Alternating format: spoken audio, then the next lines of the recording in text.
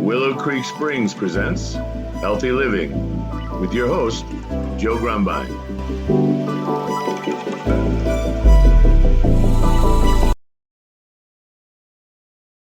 Well, hello, and welcome back to the Healthy Living Podcast. I'm your host, Joe Grumbine, and today we're going to talk a little bit about some of the seasonal elements of gardening and therapeutic horticulture like we do at Gardens of Hope.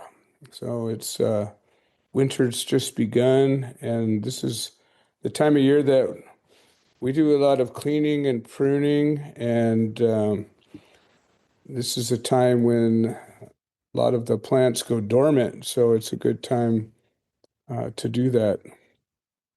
When a plant or a tree is active or evergreen, when you make a cut, a lot of times the sap will continue to flow, and that can be problematic, especially. But with a deciduous tree or plant, when you cut a branch, the sap's not flowing anymore, so it's not likely to cause problems, disease, or even attract bugs. So one of the things that I like to do from the gardens are look at the lessons or the chores or the tasks that we need to do and contrast and compare to the human experience. Many times the things that we need to do in the garden can be directly connected to things that we do or need to do with ourselves for health, whether it's physical, mental, spiritual, or whatever. And so when we talk about pruning branches, there's a lot of connections to health, both in a metaphorical sense relating to personal well-being, and also a more tangible sense involving the health of plants and ecosystems. So just to begin, I think one of the most important things is when you start pruning away branches, it promotes growth. It removes dead or diseased branches, allowing the plant to allocate resources better. So, for example, trees will often grow clusters of branches, and sometimes they'll cross each other. They'll grow back in towards the center of the tree. Um, they'll compete for the same light, and they take a lot of resources. So when you thin those out and you take I don't know, maybe 8 or 10 branches and leave two. Those two that are left are going to get better light. They're going to get better nutrition, um, better water, better everything. And if you have a fruit tree or a plant that produces fruits or vegetables or herbs, they will generally produce better. Well, let's compare that to the human experience, when we surround ourselves with too many people, we have a group of just a lot of people in our circle. How can you connect with them all? You know, how can you spend time with each of them? How can you give yourself what's required to make a good relationship? You can't. You give everybody a tidbit and you connect on some level. Probably you listen less attentively than you might. There's so many things that you're not going to do as well. And if you are honest and you give your attention and resources to those in your life that you actually feel connected to, I think you're going to find that those relationships are going to grow better and be more sustained. They're going to be deeper. They're going to be more resilient. If there's ever a problem, you have more connection, more, what do they call that, emotional collateral to pull from. So I think that there's definitely a direct correlation in pruning when it comes to our lives, our social life, our our life of relationships. And what does that mean? Maybe we're mindful of where people fit into our life. I think a lot of times when somebody's nice to us or pleasant, we tend to elevate them to, an inner circle status pretty quickly. At least I've been guilty of that in my life in a bad way. And I think part of it is because my nature is to be trusting and to say, well, if you're nice to me, that's because you care about me. And truth is, more often than not, that's has no relationship at all. A lot of times people are nice to you. More often than not, people are nice to you because you have something they want, or they have some way to gain from being in your presence, or connected to you in some way. So a lot of times we mistake kindness for connection. And a lot of times people mistake our kindness for weakness. And I know that's happened to me many, many times. And then when you do end up pruning or disconnecting, immediately you become a bad guy. You become a villain. And you know what? You just need to be able to handle that. Take it. Because you know yourself and it is what it is. So the next piece of this puzzle is disease prevention. So when you remove branches, especially where areas that are really thick, a lot of times you might have already some either disease or bugs or eggs. When branches are connected too closely, they create an environment where disease can grow. Things can start to rot. There's less airflow. The light doesn't come in. There's all kinds of reasons for that. And so when you thin out your branches, definitely the disease is reduced. And I think again that correlates to your people. Um, when you have a lot of people in your life, there's generally some poison pills or some toxic people in there that you might have let slip through. And the odds of them causing a problem are dramatically reduced when you start to be a little mindful of where you're spending your time, who you're spending your time with, who you're sharing intimate secrets or details of your life with. That's the kind of stuff that gets you burned and hurt, is because you'll trust somebody with information that they had no right to. They are not trustworthy, or they don't care about you enough to say, well, I can be entrusted with this information.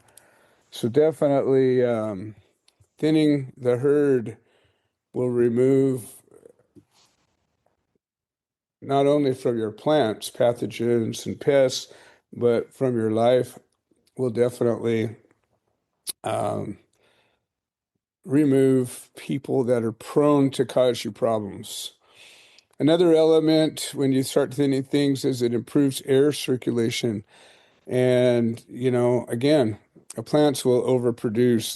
They'll make really thick areas of leaves and branches. And without air passing through, the normal process of transpiration slows down. It takes the air to evaporate the water off the surface of the leaves, which in turn creates a little bit of a vacuum, which in turn draws moisture from the roots along with nutrients. And that's the cycle. Well, the same thing happens when you have too many people in your life. You end up sort of choking out. You're not able to focus on activities the same because you're busy juggling conversations, and they're probably going to be a lot more shallow than they might be. So you have less energy to put towards things like activities and hobbies or passion projects or whatever it is you're working on, because you're busy juggling all these people. So when you allow for thin this out a little bit, once again, you have more resources to allocate. And in turn, you're able to better process the information that comes to you, somewhat akin to airflow. I think there's definitely a good correlation there. Again, when we talked about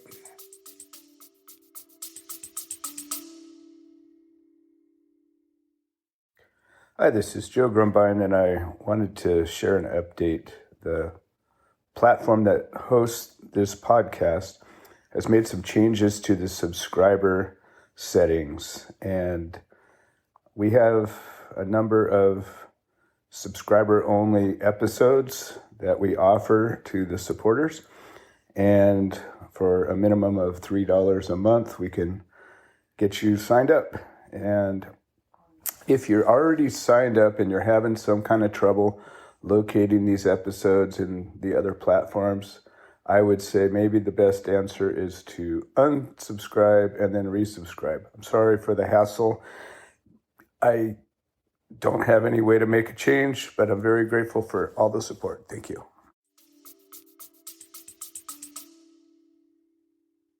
removing debris and branches and things like that, I was just talking about the absorption, nutrient absorption. But there's two things. One is, the airflow increases, so the roots can take up more, both water, oxygen, and nutrients. But the second thing is, when you remove a bunch of branches, you're taking branches that are shading other branches, and what remains becomes more accessible both to the light and the air. And so you have better photosynthesis that occurs because one thing's not shading another, and everything that's remaining is going to hit that sun a lot better. Well, the same thing again. With additional resources, you're going to be able to perform better. You're going to be able to take that energy that you have and direct it in a way that's more meaningful because you're being thoughtful and meaningful with your energy. And so it's very similar to the last one, but definitely a positive. This is something that, frankly, is a mental health benefit to pruning, and this is more on a physical, tangible level. When you get into gardening activities, you'll get yourself into a meditative state. I don't know how many times, like if I go out there and I start trimming or working on planting, weeding, whatever it is, I end up having to really be mindful of the time because I will lose myself. It becomes almost a Zen process. You're just getting into it. You're watching, you're sculpting, you're creating, you're making positive change. You're actually interacting, sharing your energy with these plants or the trees or whatever it is. And it definitely is a sort of a meditative practice, and it reduces stress and promotes relaxation. I think that's really important. Anytime that time seems to go by fast, you'll notice you feel better. Whatever it is you're doing, if time is dragging along, you're probably in some kind of stress because your body is telling you, hey, man, I'm not into this. Why is it taking so long? But when you're into something, it's generally going to be good for you when you lose sight of what time it is and that sort of thing. Another piece of gardening, and I've talked about this many times before, you get an immediate sense of accomplishment. So there are so few examples of immediate gratification in life that's healthy. So most of the time when you get that, it's a result of eating something or consuming a drug or having sex or maybe making some kind of a connection or a conquest. But so many times the immediate gratification is ultimately short-lived and negative in the long run. Not always, and certainly this is one of those examples. So you get a sense of accomplishment anytime you're gardening, whether you're planting, you go from a blank slate to whatever it is you planted, or weeding, where you go from a messy, mangled up bed to something that's clean and fresh, or you go pruning, or you go from something overgrown and unhealthy to cleaned up and fresh. You just get that immediate sense of accomplishment, of achievement, and you get that sort of, quick dopamine hit that, again, more often than not, doesn't come from healthy things, but in this case it does.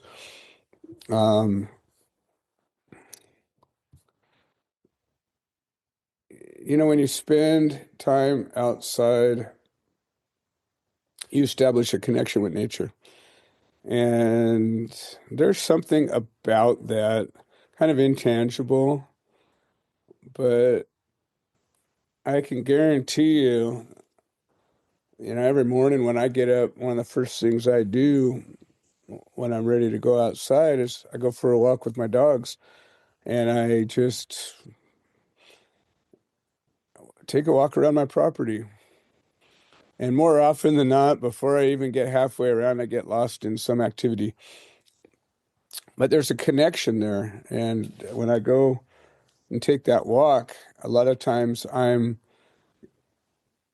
making that connection. I'm looking at something I did before, seeing how it's doing. I'm checking on something that maybe was struggling, or making a modification or a change, or watering something that needed it, or whatever it is. But there's a connection there.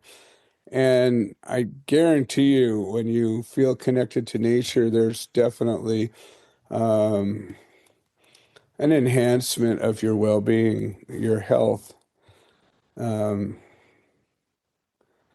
there's a lot of things like environmental health, biodiversity. When you start to prune trees and shrubs, you can definitely increase the amount of types that you have, which ultimately improves the ecosystem. More animals come in, and you end up with a better balance. You end up with a better sense of community, and there's definitely a connection to that. You also improve the soil. If you're gardening using organic techniques, and you're composting what you cut, especially leaves, they decompose real quickly. You're actually going to improve the soil. You're going to create more compost, and that just makes everything better. You're also going to improve the health of your plant because of its strength. So what happens a lot of times is, especially fruit trees, they'll overproduce, and they'll make too much fruit, they'll make too many branches, and if you leave them alone, the fruit ends up being really small. Branches end up breaking because they get too much weight. Wind runs through, tears them apart because the wind, it catches too much wind. There's so many reasons why overgrown plants are weaker than ones that are pruned. So when you prune a plant, what you leave behind generally grows stronger, and it leads to the overall strength and health of the plant. Well, again, the same thing, attribute to you when you thin out the people.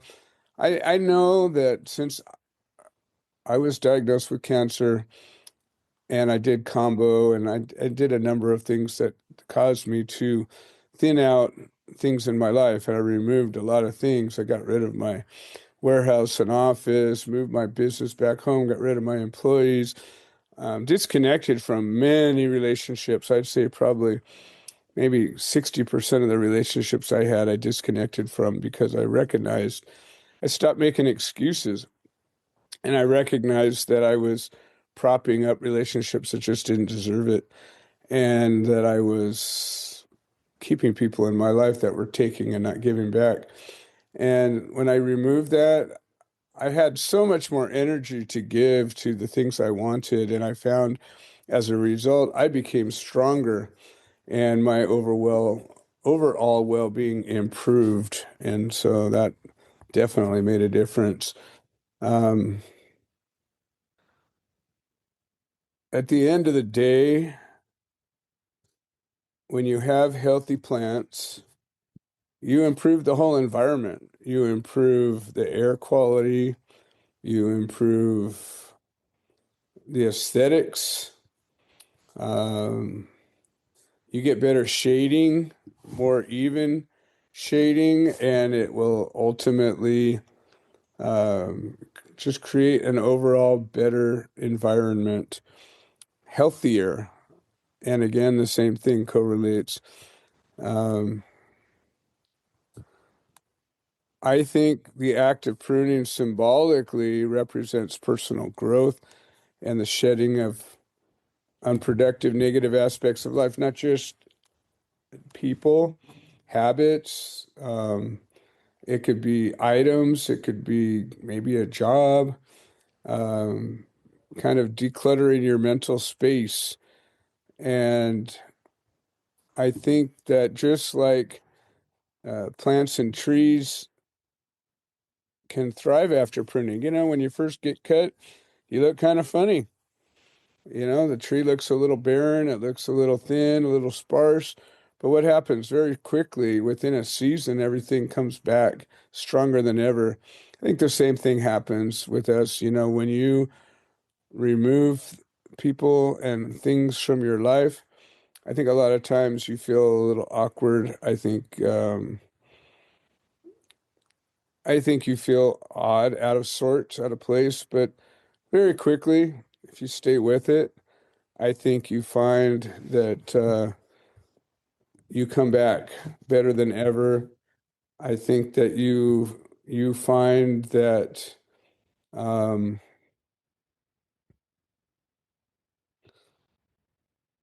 I think you find that you're a better person when you do this for so many reasons, in so many ways. And I think we touched on it.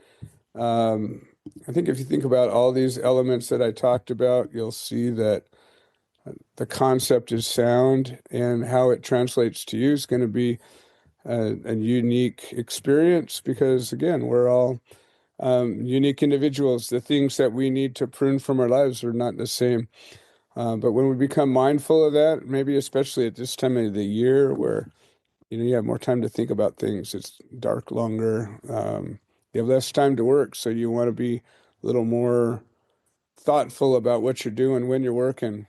So on that note, I want to thank everybody, for the listeners, for making this podcast possible, the subscribers that help me pay for everything. And if you're interested in being a guest, hit me up.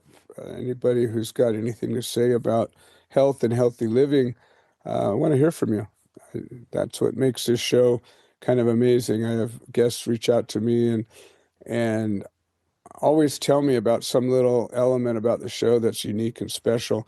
I think it has more to do with the people and the stories and the different facets that we bring to the table. So on that note, I want to thank you once again, and we will see you next time. This has been another episode of the Healthy Living Podcast. We produce this show so that people can share their stories, people that have overcome obstacles, people that are undergoing obstacles. We're building a community of health-minded individuals. If you're interested in supporting the show, please leave a review on the platform you're listening to it on. If you're interested in becoming a guest, please send an email to itsjoegrumbine@gmail.com, or you can send a note into the notes section of the podcast. All right. Well, thank you for supporting this show, and we hope you've enjoyed it.